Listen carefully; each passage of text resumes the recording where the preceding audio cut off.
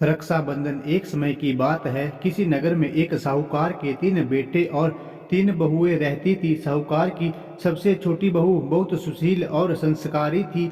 साथ ही वह भगवान श्री कृष्ण अन्य भक्त थी। सावन के महीने में साहूकार की दोनों बहुएं रक्षाबंधन के त्योहार पर अपने अपने पति के घर जाने की तैयारियां करने लगी। सुबह जल्दी उठकर घर का सारा काम करने लगी तो छोटी बहू ने पूछा, क्या बात है दीदी, आज इतनी जल्दी जल्दी काम क्यों कर रही हो? तो उनकी जेठानियां बोली, कल रक्षाबंधन का त्योहार है, हम दोनों को अपने भाई को राखी बांधने अपने अपने घर जाना है। तेरा तो कोई भाई नहीं है, तू क्या जाने रक्षाबंधन का महत्व, भाई बहन के रिश्ते का महत्व। छोटी बहू को ये बात बहुत बुरी लगी और वह भगवान श्री कृष्ण की प्रतिमा के पास खड़ी होकर खूब रोई और बोली, यदि मेरा कोई भाई होता तो आज मैं भी अपने घर जाती। अगले दिन रक्षाबंधन का त्योहार था। सुबह सुबह उसके घर उसके दूर के रिश्तेदार का एक भाई आया और आकर साहूकार से बोला, ये मेरी बहन है, मैं इसके दूर के रिश्तेदार का भाई हूँ और मैं रक्षाबंधन के त्योहार पर इसको अपने घर ले जाने आया हूँ। लेकिन फिर साहूकार का बेटा बोला, लेकिन इसका तो कोई भाई नहीं है, तुम कौन हो? उसके समझाने पर साहूकार और उसका बेटा मान गया और छोटी बहू को उसके साथ भेजने के लिए तैयार हो गया। परंतु छोटी बहू के पति के मन में कुछ शंका थी। वो बोला, आप इसे ले तो जाइए, लेकिन इसे वापस लेने मैं खुद आऊंगा। ऐसा कहकर उसको उसके भाई के साथ भेज दिया।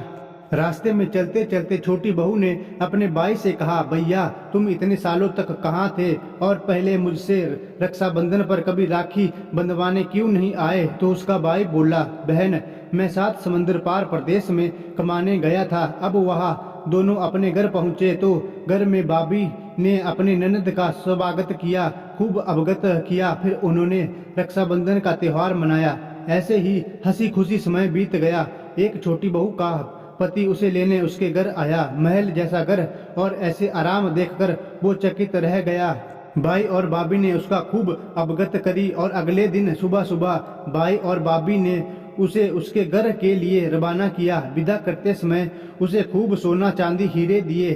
थोड़ी दूर जाने पर छोटी बहू का पति बोला, अरे मैं गलती से अपना कुर्ता वहीं भूल आया हूँ। तब वह बोली, कोई बात नहीं, आपका कुर्ता तो पुराना था, इतनी दूर वापस जाओगे तो घर पहुँचते पहुँचते अंधेरा हो जाएगा। लेकिन उसका पति बोला, नहीं, मैं वापस जाकर अपना कुर्ता ले ही आता हूँ। ऐसा कहकर वो दोनों अपने भाई के घर वापस गए। जैसे ही भाई के घर के पास पहुँचे तो वहाँ उन्होंने देखा भाई के महल जैसा घर के जगह पीपल का एक पेड़ है और उस पेड़ पर छोटी बहू के पति का कुर्ता टंगा है। यह देखकर वह बहुत नाराज हुआ और अपनी पत्नी से बोला, ये क्या काला जादू है? कौन था वो जो तेरा भाई बनकर तुझे यहाँ लेकर आया था? मुझे तो शुरू से ही शक था, इसलिए मैं तुझे लेने आया था, बता कौन था वो? ऐसा कहकर वो छोटी बहू को मारने लगा। इतने में तेज प्रकाश के साथ भगवान श्री कृष्ण वहाँ स्वयं प्रकट हुए और बोले, मत मारो इसे, ये मेरी बहन है। हर साल रक्षाबंधन के त्योहार पर ये मुझे राखी बांधते आई है और अब मैं इसका भाई होने का फर्ज निभाया है।